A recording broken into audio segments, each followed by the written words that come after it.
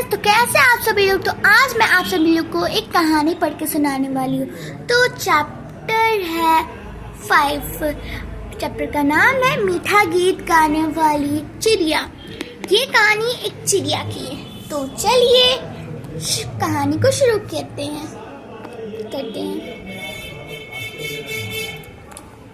एक नन्ही चिड़िया थी, बड़ी प्यारी प्यारी, उसकी आवाज बड़ी मीठी थी। अपनी मीठी आवाज में कभी कभी बड़े सुरीली गीत गाया करती थी।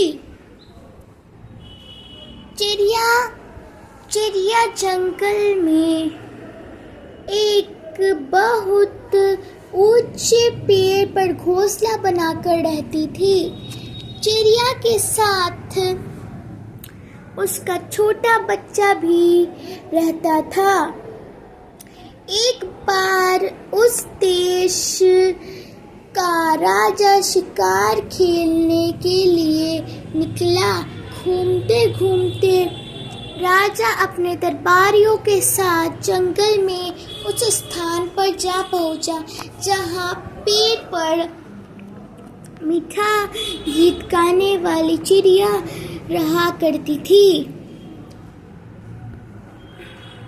चिड़िया अपने घोंसले में बैठी हुई अपनी मधुर आवाज में सुरीला गीत गा रही थी। चिड़िया का छोटा बच्चा अभी उड़ने के योग्य नहीं हुआ था। वह वहीं पास में बैठा टुकुर टुकुर अपनी माँ की और देखता हुआ उसका गीत सुन रहा था। राजा और उसके दरबारी जब चिड़िया के पेड़ के निकट पहुंचे तो चिड़िया का सुरीला गीत सुनकर वे चकित हो रह गए। वे अपनी सुध बुध खोकर चिड़िया का स्वर्गित संगीत सुनने लगे। जब गीत समाप्त हुआ तब वे लोग अपने होश में आए। राजा को चिड़िया का गीत बड़ा प्यारा लगा। उसने अपने दरबारियों को आदेश दिया कि वे पेड़ पर चढ़कर चिड़िया को पकड़ लाएं। वह उस चिड़िया को अपने महल में ले जाएगा। राजा का आदेश पाते ही कुछ दरबारी पेड़ पर चढ़ने लगे। वे अब चिड़िया के घोंसले की ओर बढ़ रहे थे। दरबारियों को घोंसले के निकट आते देखकर चिड़िया फुर से उड़ गई, पर दरबारियों ने चिड़िया के छोटे बच्चे को पकड़ लिया क्योंकि बच्चा अभी छोटा ही था और उड़ने के योग्य नहीं हुआ था। दरबारी लोग चिड़िया के बच्चे को पकड़कर नीचे उतर आए। अब राजा ने सबको महल की ओर लौटने की आज्ञा दी। सभी दरबारी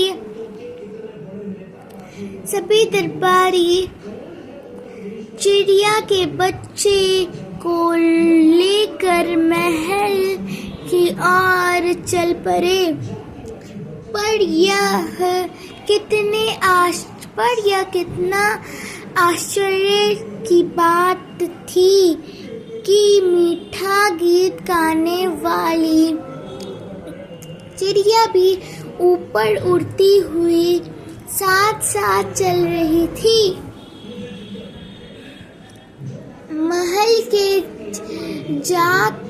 महल में जाकर राजा ने चिड़िया के बच्चे को एक सोने के पिंजरे में बंद कर दिया। उसके खाने के लिए मीठे मीठे फल और पीने के लिए ठंडा पानी सोने की छोटी छोटी कटोरियों में रखवा दिया।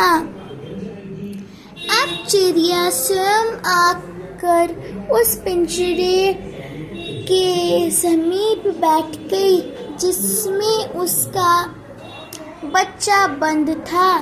चिड़िया उदासीनता की मूर्ति सी बनी वहां चुपचाप बैठी रही। तभी एक दरबारी वहां आया। उसने चिड़िया को भी पकड़कर उसी पिंजरे में अंदर बंद कर दिया। चिड़िया अपने बच्चे के प्रेम में ही आकर पिंजरे में बंद हो गई थी। धीरे धीरे कई दिन बीत गए। चिड़िया न तो कुछ खाती थी न पीती थी, बस उदास बनी चुपचाप पिंजरे में बैठी रहती थी। चिड़िया दिन बर दिन कमजोर होती जा रही थी। उसने पिंजरे में आकर कभी अपना मीठा गीत नहीं गाया था।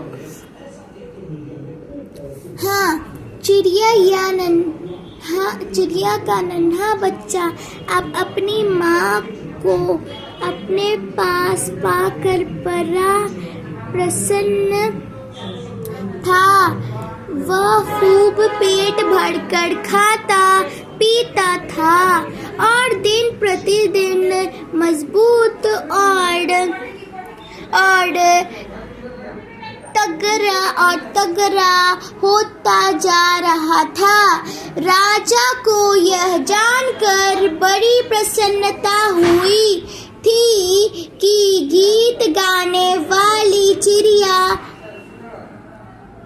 खुद आकर पिंजरे में कैद हो गई।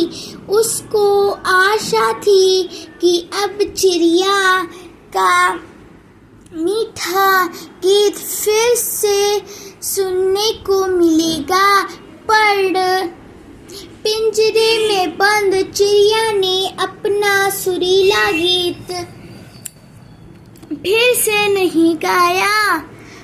ऊपर से वह दिनों दिन कमजोर भी होती जा रही थी। राजा को यह देखकर बड़ी चिंता हो रही थी। उसे अब अपने किए पर पछतावा भी हो रहा था कि उसने वन के आजाद पंछी और बच्चे को पिंजरे में बंद करवा दिया। फिर भी चिड़िया का स्वर्गिक गीत उसे सुनने को न मिला। एक दिन राजा ने अपनी प्यारी रानी से अपनी चिंता बताई तो रानी ने उसे एक सलाह दी। राजा को रानी की सलाह पसंद आ गई। उसने चिड़िया और उसके बच्चे को पिंजरे से निकालकर महल की छत पर बैठा दिया। फिर सब छत से नीचे चले आए। जब चिड़िया के पास कोई भी मनुष्य नहीं रहा और सभी लोग छत से उतर गए तो चिड़िया ने बहुत दिनों के बाद अपने सुरीले स्वर में फिर गीत प्रारंभ कर दिया। आज उसके स्वर में गजब का आकर्षण था। नीचे से राजा रानी और सारे दरबारी चिड़िया का सुरीला गीत सुन कर हर्ष से विभोर हो रहे थे। गीत समाप्त होने पर चिड़िया ने अपने पंख फड़फड़ाए और अपने बच्चे के साथ उड़कर जंगल की ओर चली गई। स्वतंत्रता अनमोल है, हमें किसी को गुलाम नहीं बनाना चाहिए। तो दोस्तों, अगर आपको ये स्टोरी हल्के से भी पसंद आई हो तो वीडियो को लाइक, शेयर, सब्सक्राइब और कमेंट में पिंक हार्ट जरूर कमेंट कीजिएगा। Bye bye.